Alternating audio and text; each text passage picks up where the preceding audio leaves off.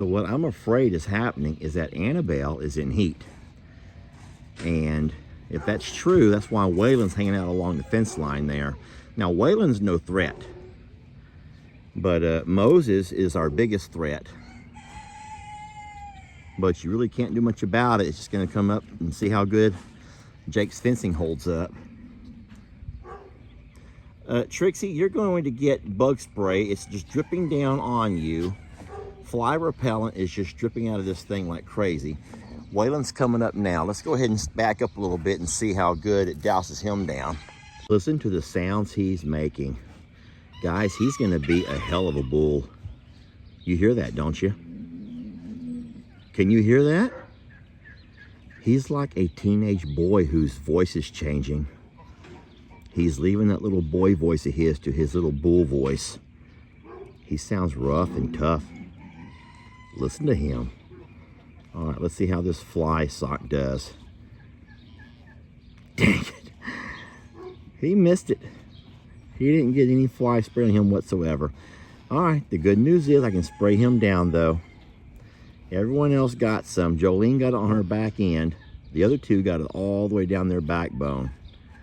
And I'll walk over and show you a little bit of a close-up. You can see how we're not having near the fly issues with these guys now that we got our sock installed.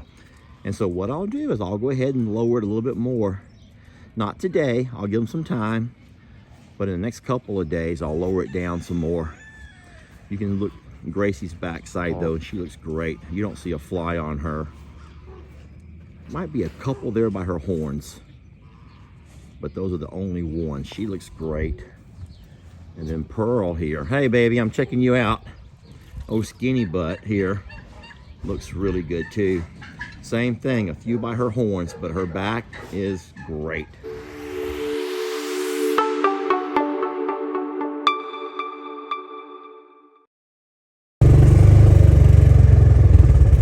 I've come out to check the river.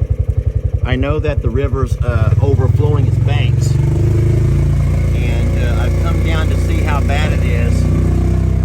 I need to know if I need to lock the cows up front. So you can see Jake's pasture there. Water comes across the bottom half of it. Oh yeah, over here.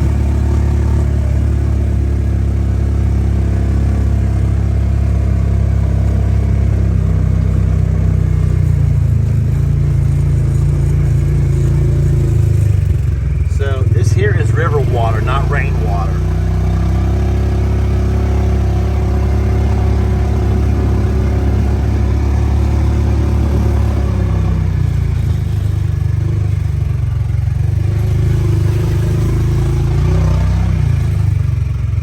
All right, this is river water, not rainwater. And I'm glad that the cows have come up on their own. Because what you would not want, let me turn this off a minute. What you would not want is your cows to be trapped on the back side of this. So I'm really lucky the cows came up before the river got bad. What I'm gonna do is back out of here and close this gate behind me. So we're gonna go ahead and just close off access to the back 38.6. There's no need for the cows to be back there anytime in the near future because that water, it may not still be on the rise. I can't tell if it is or not. But our cows don't need to be back there. They have plenty of grass here in the front. They also have rolls of hay to resort to, and I feed them grain still once a day, just kind of as a treat. But I'll keep doing that. This also gives me peace of mind that I'm not going to have any issues with Rip and Waylon, you know, getting into any nonsense because we have the double fencing over here, the DMZ we call it. And like we talked about, we can't forget that Santoro is the brother to two of them and the uncle to Jolene. So we need to always be careful that we don't let any kind of inbreeding happen. So all of my longhorns here fit just fine. There's about 6 acres in this pasture here and the one in front of it. about 6 total acres. And guys, the rule of thumb is 1 acre per cow. But when you supplement with hay and some kind of a grain, you can even run more than that. And of course, we do both of those. So we know that if we had to, we could run 10 cows on this property. We'd hate to do more than that, and I don't think I ever will. A couple of things. I would like to have at least 10 because that allows you a tax exemption. If you can have at least 10 of the same type of animal, large animal, that allows you a tax exemption. And so we have 4. Any offspring that we have, though, and if we eventually do have offspring, we could get to 10, but then we're going to have a problem with future daddy over there. How's future daddy going to be having to, once again, resort to him living in the small pasture because he can't inbreed with his daughters? So it's hard to talk about the long term because you don't really know about the long term. I laugh when I talk about bees because you could also go for a tax exemption if you raise bees. And I don't know about that. I'm just not really the beekeeping kind of guy. Now, with smaller animals like goats and sheep, so pigs, there is no tax exemption on pigs. None. Doesn't matter how many pigs you have, there's no tax exemption for the pigs. I don't know why, guys. I don't know the reasoning behind all of it. But with cows, if you can at least have 10, you can get a tax exemption. But that will still be a long time coming. There's also a timber exemption. Well, we don't have that here, obviously. We don't raise timber to be cut. There's several exemptions. You guys, I'm sure in the comments can talk more about the exemptions and how all that works. I don't know the ins and outs of it. But, and I also don't know if we'll ever have 10 longhorns here. But it won't be anytime soon for sure. Anyway, they're doing fine. I don't need that back property right now. I'm able to fence it off, let the river do its thing. And the cool thing is, if the river continues to rise, it'll rise this way. And all that'll do is keep pushing my cows further and further up until they're in the next pasture. And at that point, if I have to, I'll come by and close that gate. And then they'll push up towards the barn. But guys, the rain that we had earlier this week is gone. It's out of here. What we're seeing now is the after effects. 2 or 3 days later, the river begins to rise and crest from all the water flowing into it, from all the creeks and bayous and everything else all along the way. But once it finally crests, it'll start going back down, and it'll be out of here in no time. So we're fine, even though it looks scary, and you can see the water rushing through right here where we were driving 2 days ago. We are in no fear of any kind of significant flooding. I'll tell you what I will do, though. This is kind of funny, but what this will save me from is having to do any kind of fencing in the next couple of weeks. Now it's going to be too wet along that fence line there to do any kind of fencing. So what I planned on starting this next week to kind of help alleviate some of Jake's pressures, I'll have to put off for at least 2 weeks. And that's fine. Let's just hope that when I do start in 2 weeks, it won't be too hot.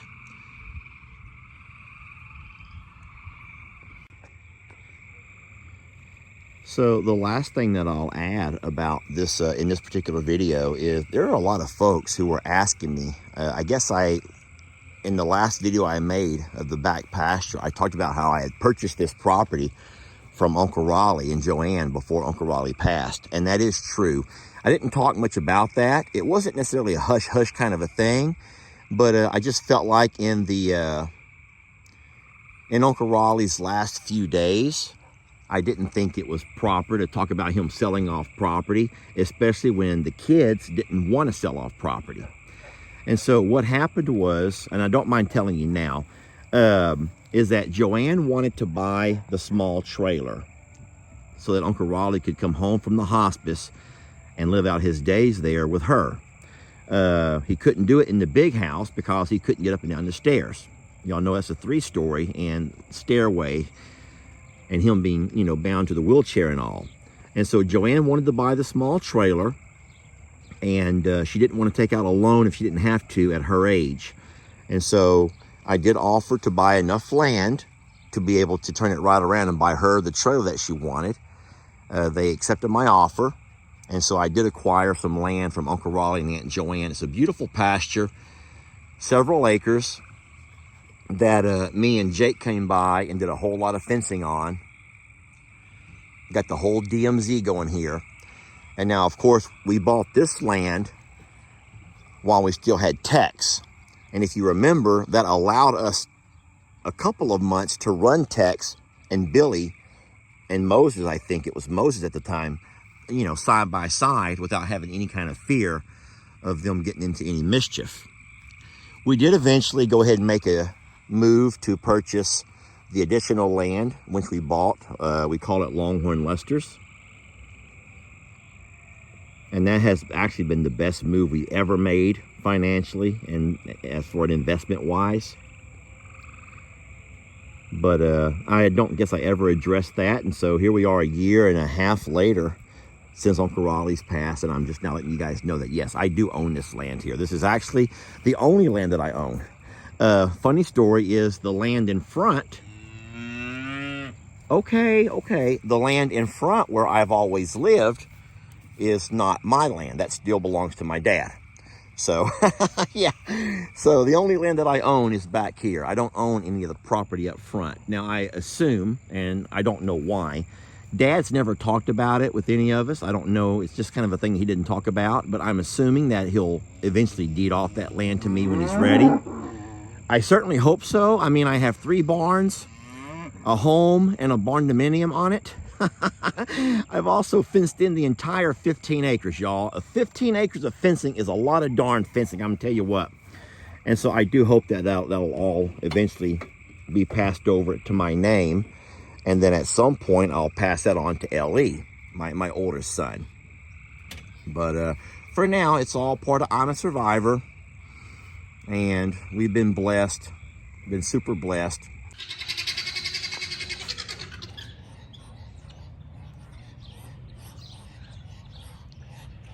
Well, the boys are happy.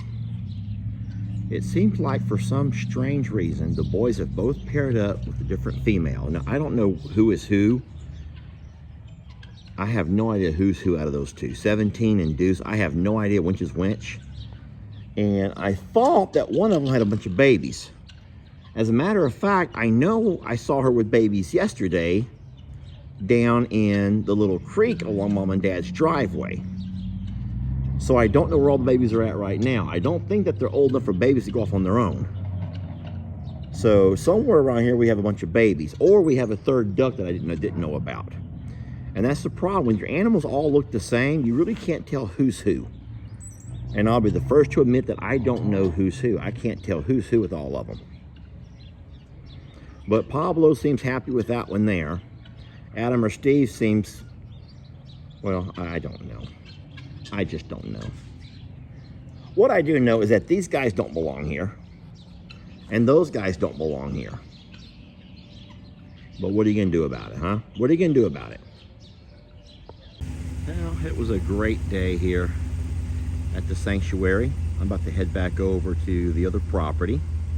I want to thank y'all for watching. You know, we always say it, it's funner and gooder when you do things with people you love and care about. Survivor, I'm a survivor, survivor. Who will be the ultimate survivor? Let's find out when you spend a day in our shoes. All you creators, our sanctuary is waiting. Who will win the title? Well, it could be you. Survivor, survivor, I'm a survivor.